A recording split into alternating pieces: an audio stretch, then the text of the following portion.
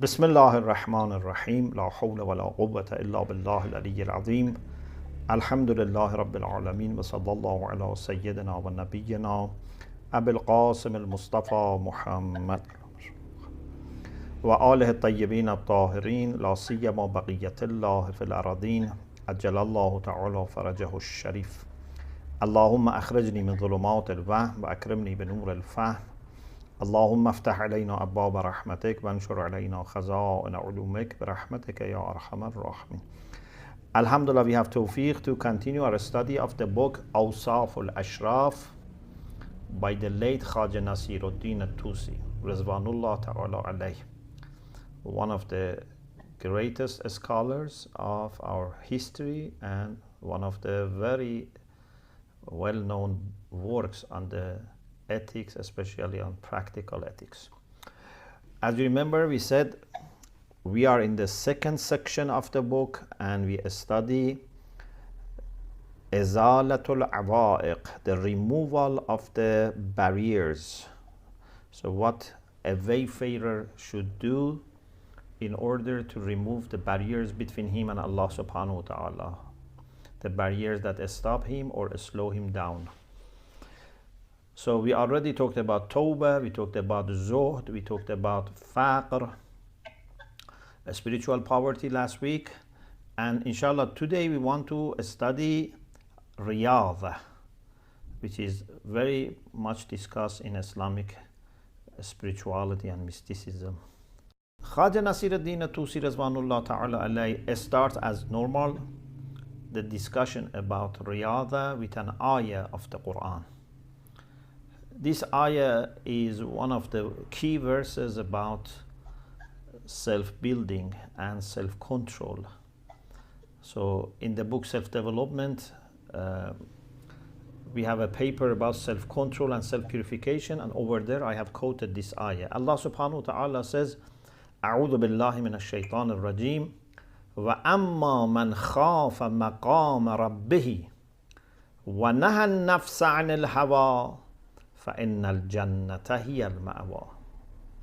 Those who fear and have awe towards the position of the Lord and prohibit their nafs, their soul, from going after her whims, for them the heaven is the abode. So the concept that we have here is Nahan nafsa anil hawa. Nahyun nafs anil hawa means you don't let your nafs ammare, which is not yet purified and transformed into nafs lawwame and then nafs mutma'inne, to take the control, take the lead and take you to wherever nafs ammare wants to take you. You control it. This is why in that paper I talked about the necessity of self-control. And it's not only Islamic spirituality. I think you don't find any spirituality in the world that would say, just do whatever you like, whatever you enjoy, whatever you desire. A spirituality starts with some exercise of self-control. There are some types of desires that are good and some are not good. Some kinds of pleasure are good, some are not good. We need to be selective, and those which are not good we need to stop, we need to control, we don't go after them. So this is the ayah 40 of Surah An-Nazi'at is the beginning of this discussion. What is Riyadah literally and technically? Many words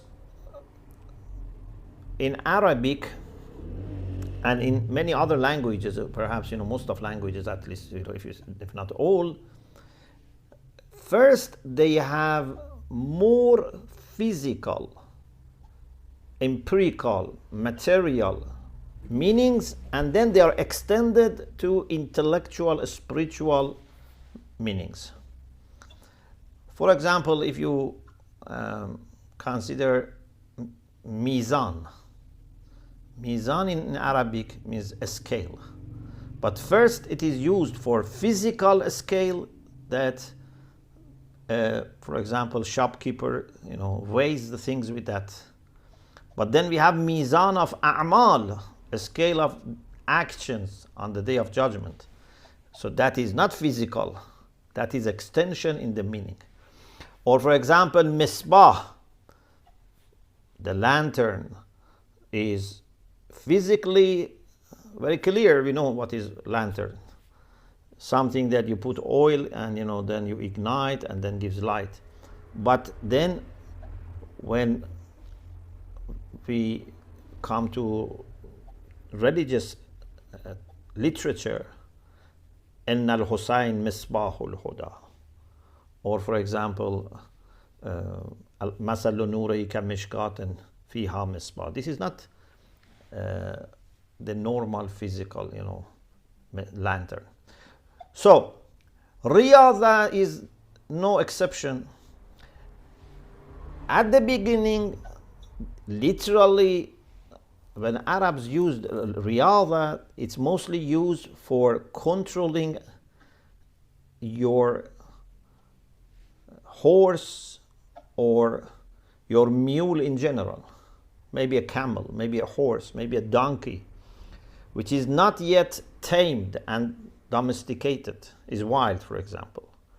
Or maybe it's domestic, but still is not always obedient. Riyadah means to control your mule, your horse or camel, etc., and don't let the mule to do things and go after things that you don't want. But when it comes to ethics, Riyadah is a matter of making the control of your nafs an established and permanent quality through acts of self-control, through acts of training and disciplining. Our nafs at the beginning is like a wild horse. A wild horse doesn't let you ride, doesn't listen to you, maybe even wants to harm you, run away from you. But if you are patient and consistent and you know how to tame it, it can become very good, asset, very good, helper for you. So nafs ammara is like this. Unfortunately, most of us human beings don't make distinction between different kinds of soul or different levels of soul. We think nafs ammare, nafs lawwame, nafs mutma'inne are all the same.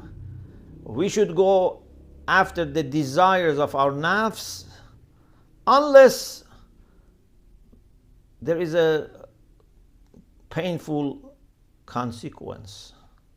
So enjoy yourself. For many people, this is the idea. Enjoy yourself, satisfy your nafs, just make sure that you don't get into trouble. Or some people may say, no, we want more control. Instead of saying enjoy yourself and just make sure you don't get in trouble, we say enjoy yourself, just make sure you don't disregard rights of others. Some people may go higher, may say enjoy yourself, but also consider charity, mercy, and love for others. But the right balance is you should not enjoy yourself and then exclude certain things. Which self you are talking about? Who said I have to enjoy myself anyway? And there are just exceptions. No. here we get into another important concept in the Quran that Ayatollah Mutahari Rizwanullah Ta'ala alayhi discusses, that the Quran talks about two kinds of self. We are not talking now about three levels of self, which Khaja is discussing here. Nafs Ammara, Nafs Lawwama, Nafs Mutmainna. These are three levels. Inshallah, we'll talk about it again in details. This is another perspective. According to the Quran, we have a higher self and a lower self. The lower self is the animal soul that can take control sometimes and be the reason for everything that we do. If an animal acts according to animal desires and instincts, is not a problem. We don't expect from a camel or a horse or elephant to think about things which are intellectual or spiritual or self-sacrifice. They should be considering, eating, drinking, reproduction, etc. They act according to their animal instincts and desires. The problem is when a human being who has been given animal side as a basis, but also godly soul, وَنَفَخْتُ فِيهِ مِنْ رُوحِي, there is a higher self in us. If we have these two and still operate only at the level of the basic animal soul, this is the problem.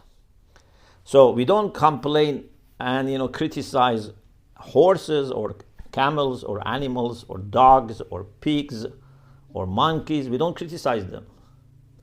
But if a human being acts like them only, this is the problem. You should not forget your basic needs, your animal desires altogether, but only as much as they help the development of your higher self, the development of your humanity. So if you take care of your food, your health, your accommodation, shelter, traveling, etc., to get some physical energy, physical rest, emotional rest, psychological rest, it's fine. But it should be all at the service of something greater.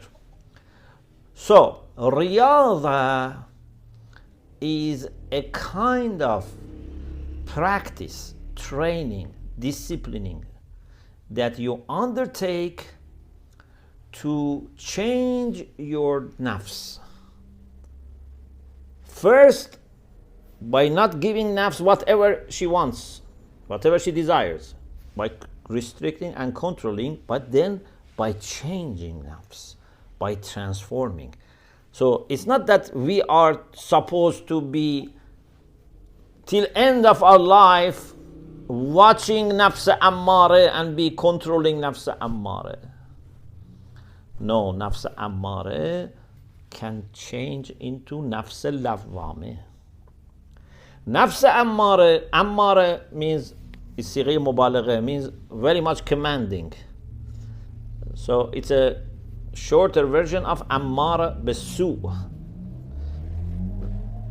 وَمَا أُبَرِّئُ نَفْسِي إِنَّ النَّفْسَ لَأَمَّارَةٌ بِالسُّوءِ إِلَّا مَا رَحِمَ رَبِّي. In the story of Prophet Yusuf and Zulaykha.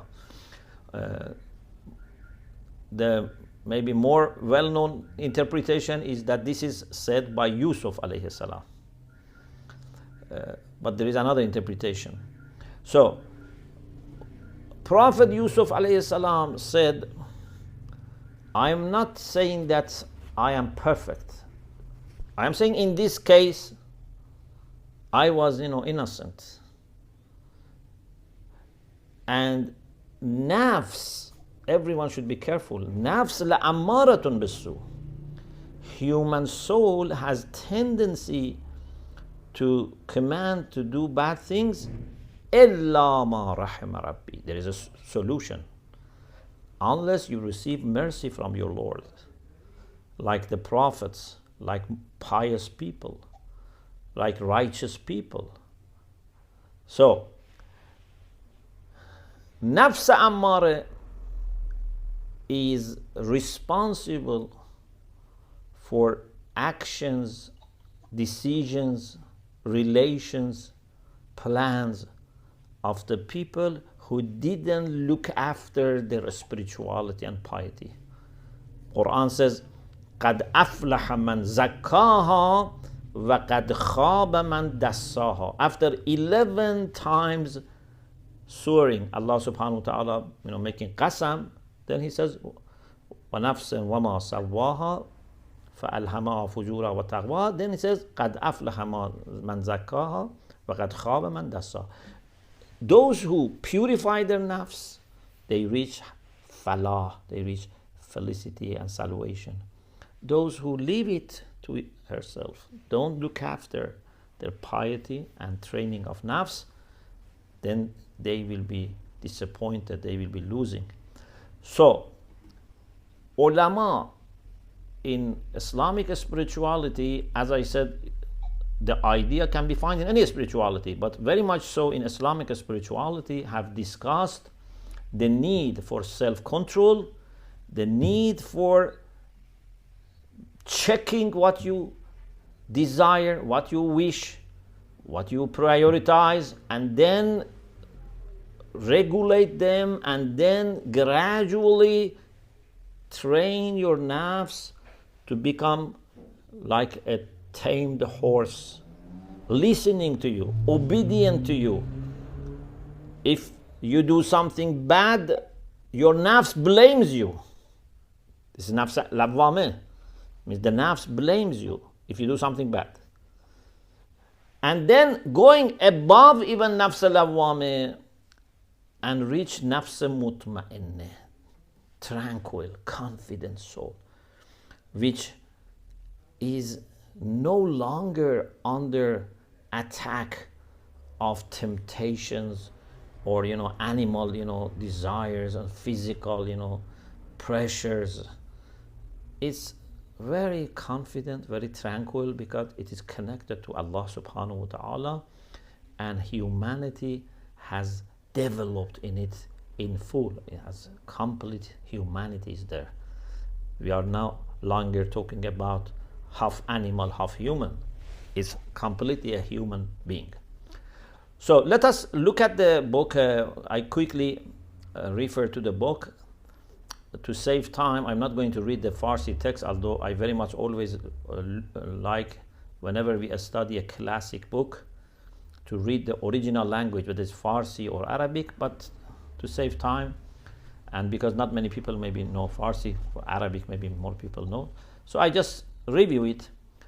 So Khaja says Riyadah is to tame an animal, which is used for riding, by not letting that do what the animal wants to do, the horse, for example, camel, donkey, etc., and make a quality, a permanent quality, malaka. Malaka is a permanent quality of the soul, and we say permanent means it's not easily changed. So malaka is opposite to hal, which is temporary. So make obedience to the owner of the animal a malaka, a permanent quality. But in human beings, in ethics, there is an extended meaning of riyadah. Now it's taken to intellectual meaning. Is to stop animal soul from obedience to the faculties which are responsible for shahwa and ghadab. You know that according to philosophers from the time of Aristotle and then Muslim philosophers also, normally they say nafs has 3 faculties, and each faculty has its own virtues and vices.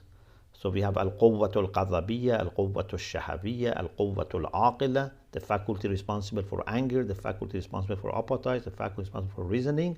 And then if you manage to strike balance in each of them, you have the virtuous position. For example, for shahawat, al-quwwat al-shahaviyya, the balance is iffa, modesty. The faculty for ghadab, the balance is bravery, shaja'a. The faculty for reasoning, the balance is hikmah, wisdom. And if you have wisdom and modesty and bravery, so you have rich balance in every three faculties, then you have adala. So this is the philosophical approach to human soul. So you don't let your nafs to be run by al-quwwat al-shahaviyya wal-quwwat al-ghadabiyya, and by the faculty responsible for anger and the faculty responsible for appetites. It has to be under the control of aql.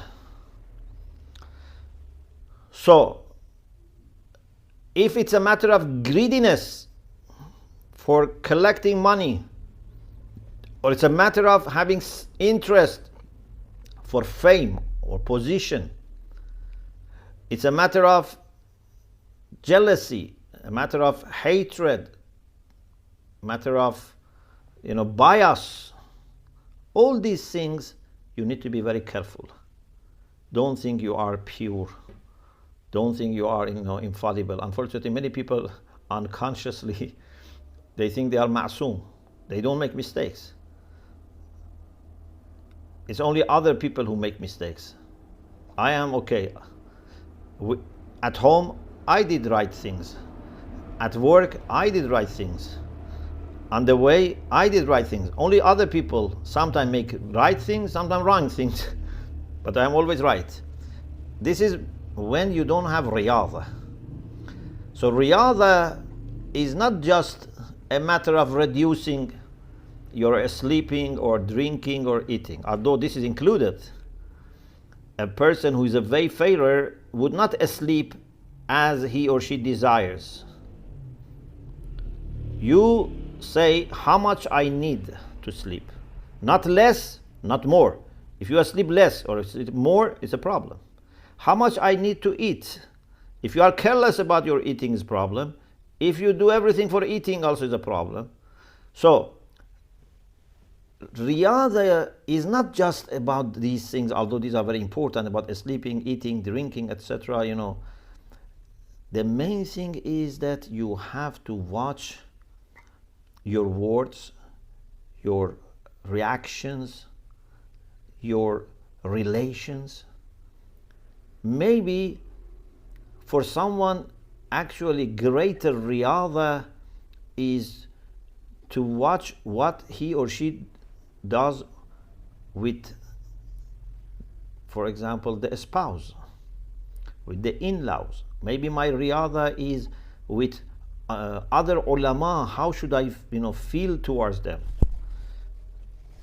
Do I love them? Do I appreciate them? Or na'udhu billah, I consider them as rivals, for example. For people who run, for example, a community center, their riyadah is not to reduce their food or eating, drinking as individuals. Yes, that is individual riyadah, but it's much more than that. How we run our centers, how we welcome people, how we plan, how we prioritize opinions of the members, over, for example, each other. Is it because some people have more money we prioritize their opinions, or is it because some people are more pious, more experienced, more wise? How should we do with other centers? There are lots of things that need riyadah. And if you don't do these things from beginning and don't continue it over years, don't expect that you would be really acting in a moral and a spiritual way. Many times we make mistakes.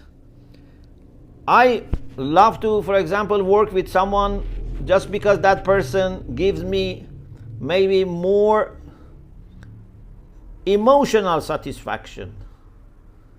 Although there is someone better than this person, but is not treating me with the same level of respect, for example. Or when we are together, we cannot laugh together, we cannot enjoy our time together. Sometimes people, based on these things, make relations or stop relations, or even politics. Sometimes people, just because they have personal relation, they support each other, and someone that might be better, they boycott. So Riyadah is an act of intentional and deliberate training, watching, transforming your nafs. If nafs follows shahawat, he says it is called an-nafsul bahimi, means bahimi from baha'im, means animals. If nafs follows the faculty for anger, it's called sab'i, means it's wild. But if nafs is able to control the desires and act properly, then that is real nafs insani or nafs rahmani in insan, a human soul or godly soul in human being. And if vicious things become permanently established, it becomes shaitani, it becomes satanic. Then he says there are three types of nafs that scholars mention because they are inspired actually by the Quran. Quran talks about إن النفس لأمارة بالسوء إلا ما رحم ربي. The Quran talks about لا أقسم بالنفس اللوامة, and the Quran talks about يا أيتها النفس المطمئنة. So Muslim scholars are inspired by the Quranic references to the nafs to say that there are three kinds of nafs, which indeed is like three hierarchical levels or degrees for nafs. The lowest is nafs ammara, means ammara bisu. And according to this, you are always after vicious things and lower desires. But if your nafs has upgraded itself and has desire for good things and bad things, not only bad things, and when nafs does good things, is happy, and when happens to do bad things, is self-critical, starts blaming herself. This is nafs al-lawwame, because lama yalumu means to blame. And if nafs is under full control of aql, is obedient to aql, this is nafs mutma'inna. So, what is the benefit, or what are the benefits of Riyadah? He says, number one, removal of the barriers and obstacles on the way towards the truth, which is in the first place Allah subhanahu wa ta'ala. ذَلِكَ بِأَنَّ اللَّهَ هُوَ الْحَقِّ. Allah is the truth, and we are aiming at reaching Allah as the absolute truth. This discussion about truthfulness is a very important discussion. And in Hawza Akhlaq series and in the series on indicators of piety, I have argued that in my humble opinion, the most fundamental quality is truthfulness. Searching for truth, welcoming the truth, accepting the truth, acting upon the truth, sharing the truth when suits the truth, etc. So, Riyadah is to remove the obstacles on the way towards the truth. These obstacles can be sometimes very obvious, like too much engagement in worldly issues, or can be inside. For example, I have love for dunya. Maybe you don't see it, it's not obvious, but I have greediness, you don't see it, but it's there. So whether obstacles are zahiri or batini, they are outward or inward, they are physical or they are spiritual. Number two, the second benefit or outcome of Riyadah is to make your animal soul obedient to your practical intellect. ulama say intellect has two aspects. One is theoretical, for understanding what is and what is not there, and practical, to understand what should be done or what should not be done. So for aql amali, for practical reason or practical wisdom, which is based on practical intellect, we need to be able to free ourselves from the pressure of nafs ammare, think about things, and when aql says this is right, do it. When aql says this is wrong, don't do it. This is only possible if you have trained your nafs.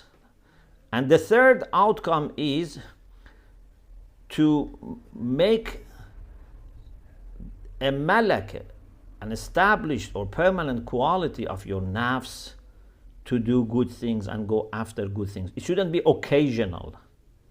It shouldn't even be, for example, 70% or 80%. It should become a permanent quality, so that always naturally and automatically you want good things.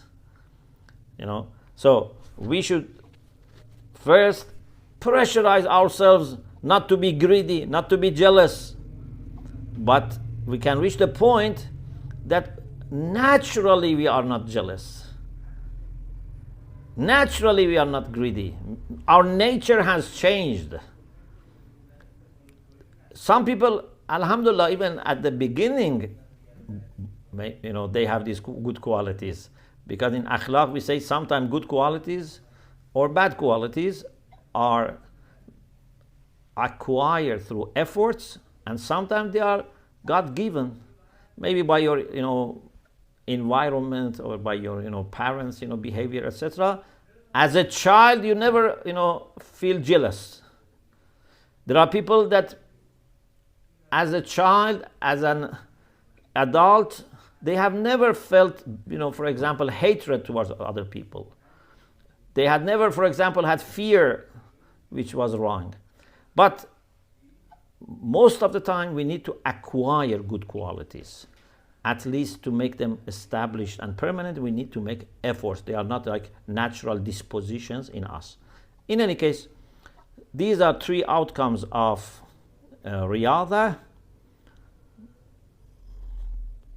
And then insha'Allah, bi'Iznillah, if Allah gives us tawfiq, in the next session we will talk about al-muhasabah wal-muraqabah, about monitoring yourself and keeping an eye on yourself, and keep records and notes of your deeds, of your thoughts, and then you do accounting for yourself. This self-accounting and self-monitoring, inshallah, will be discussed next week. Alhamdulillah Rabbil Alameen. Jazakumullah, Sheikh, for My that pleasure. wonderful, inspiring lesson for today. And thank you for your precious time. My pleasure. And we do have a question from one of our sisters here, Sister Mona Hassan. She has asked, can discipline, accountability, observation of the nafs bring us to be in a state of awareness in the present moment, which inshallah leads to taming the nafs? Yes, sure. Yes, it's possible, and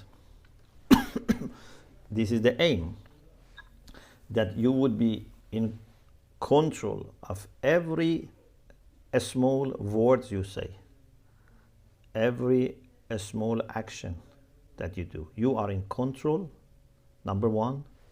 And number two, your natural response to what happens, to signals and pulses that you receive, is virtuous. Someone who has nafs mutma'inna not only is in control of what he says or does, is always also a virtuous person, that the first response, the natural response for them is always positive. So if... Sheikh, are you there with us? Yes, can you hear me? Yes, I can. Yes. Yeah, so this is very important. We don't need to struggle till end of our life to control, bad qualities or bad desires. We can reach the point that these things will no longer affect us. Inshallah. Okay, I think inshallah we have